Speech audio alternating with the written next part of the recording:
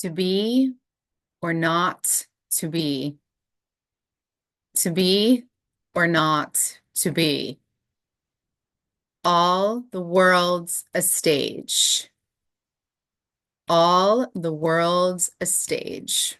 Okay, so stick with me here. Last night, I was woken up at 2 o'clock by my source stream. Um, I hope you know by now that your source stream is always guiding you. You might also hear this referred to as your higher self, your guides, etc. It's all you. Um, and what I heard as I was woken up was simply, I am, iambic, iambic, iambic, iambic pentameter. And I was like, what is happening? This is like a flashback to my undergrad and Shakespeare class when I was getting an English lit degree. And I jotted a note down real quick and I got up and I went to the bathroom. And as I was in the bathroom, I had a thought.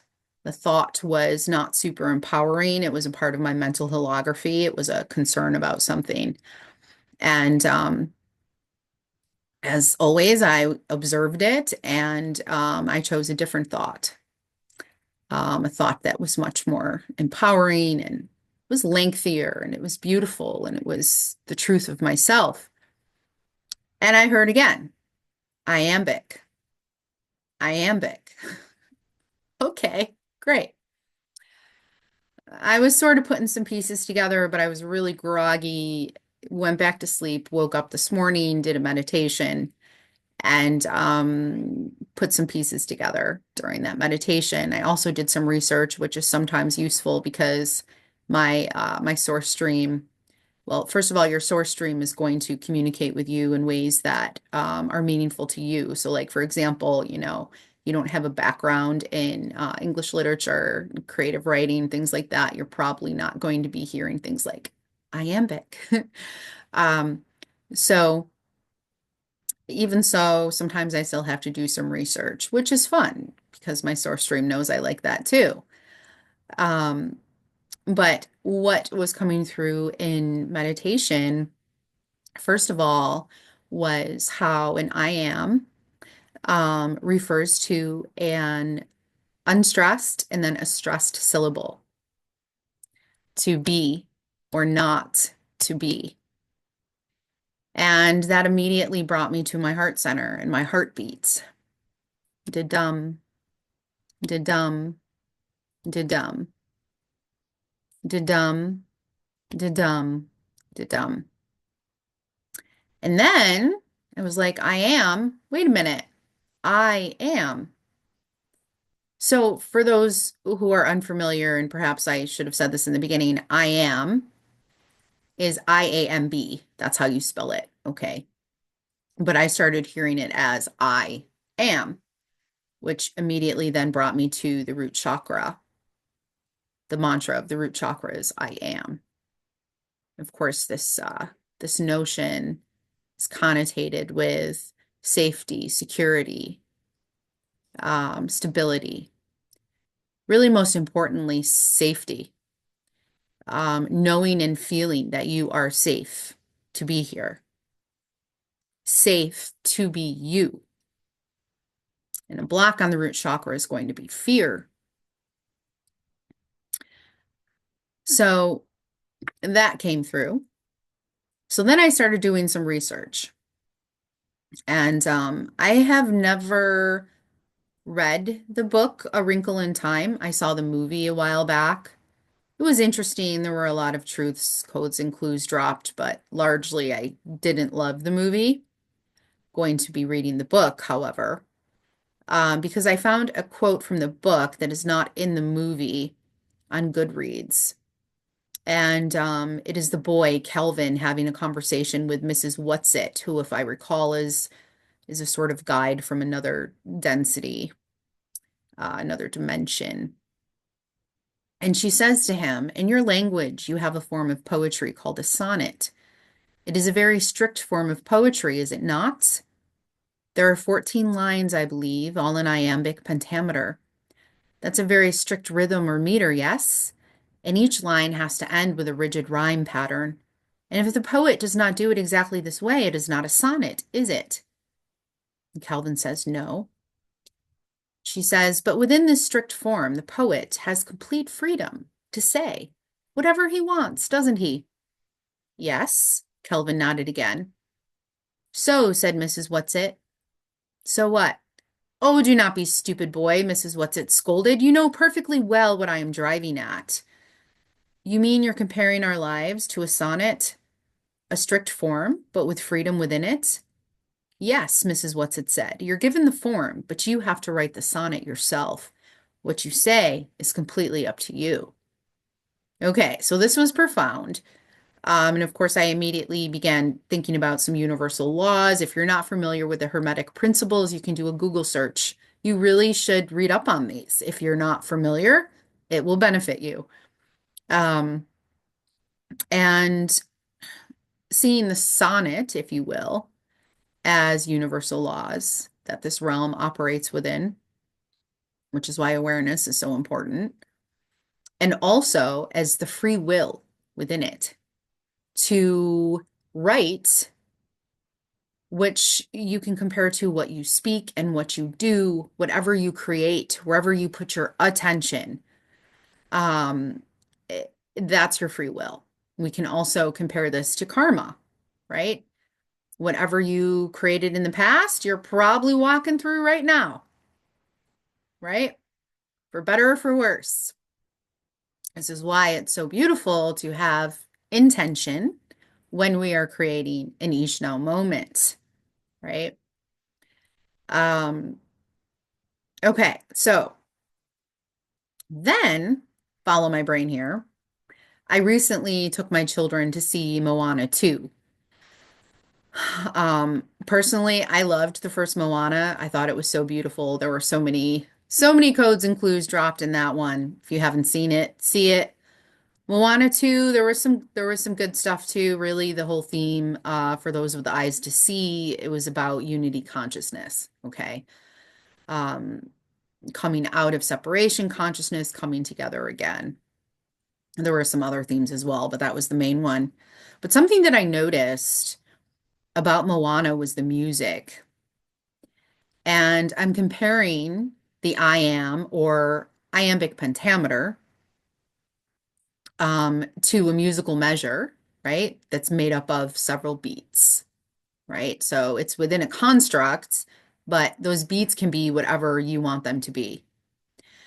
And the thing that I noticed about the music was there was something off about it. I don't know, perhaps it was the theater because when we do go to the movies, we always go to a family-owned theater. And sometimes some of the technology, some of the infrastructure isn't always like top par. So it could have been something with the speakers, but I don't really think so. It was almost like Moana singing. It wasn't just all the characters really, but I really noticed it with Moana in particular. Didn't match the music, the actual instrumental, the musical measures. It was like her singing didn't really add up. And so it felt almost like there were two different songs happening at the same time. You'll have to see the movie to know what I mean. At first, it was sort of irritating to me. And I'm thinking, like, who wrote this music? I loved the music in the first one. I just wasn't really digging it, just wasn't jiving. Um, Mediocre, maybe at best. But then I started thinking about it, and I'm like, is this on purpose? Now, perhaps I'm giving it too much credit, okay? But hey, anything's possible.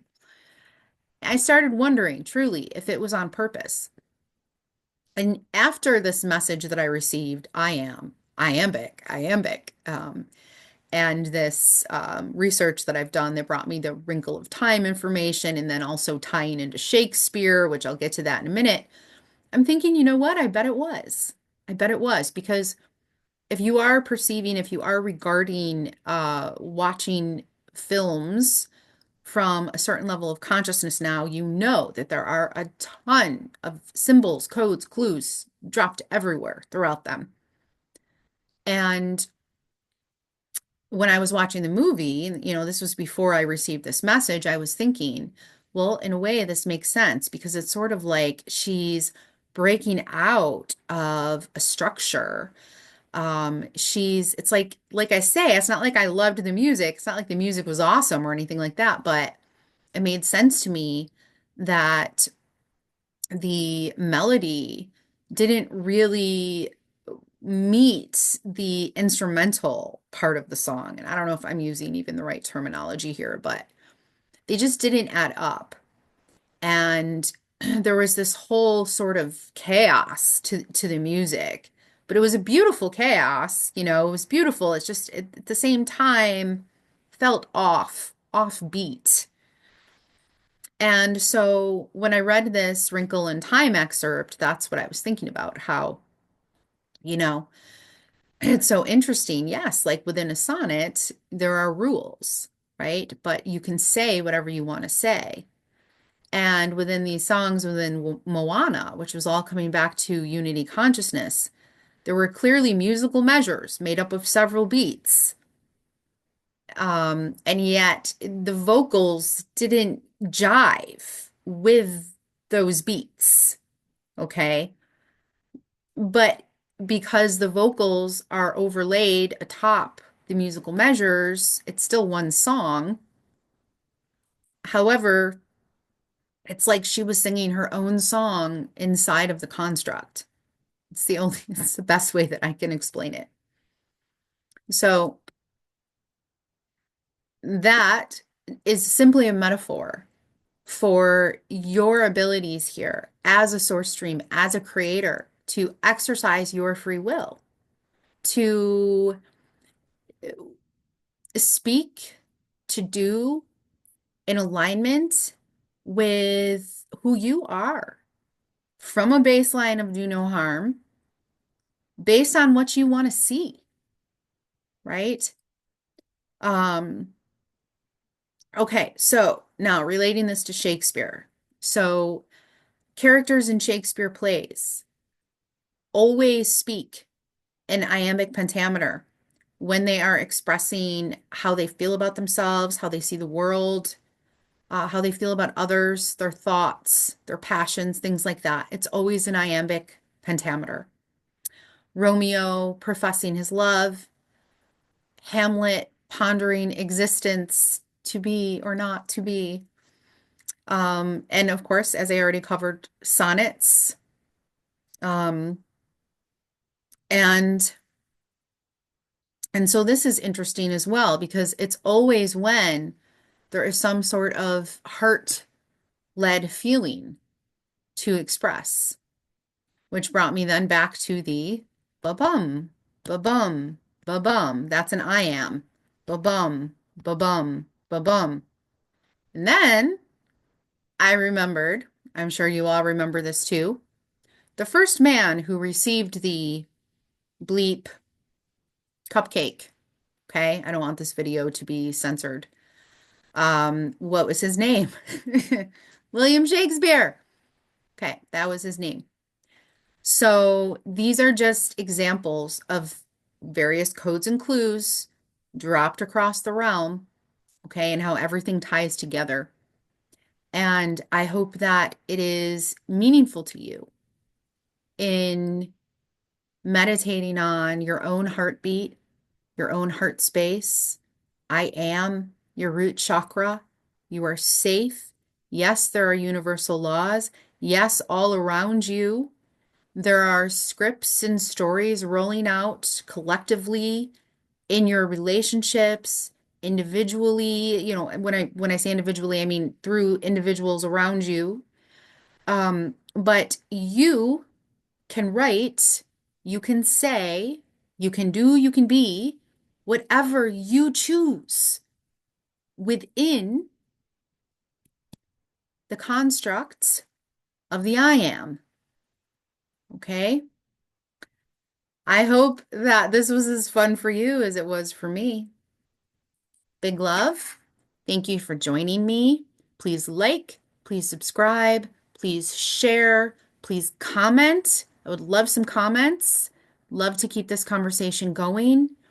And do not forget how freaking amazing and beautiful you are, Source. Remember, big love. Bye.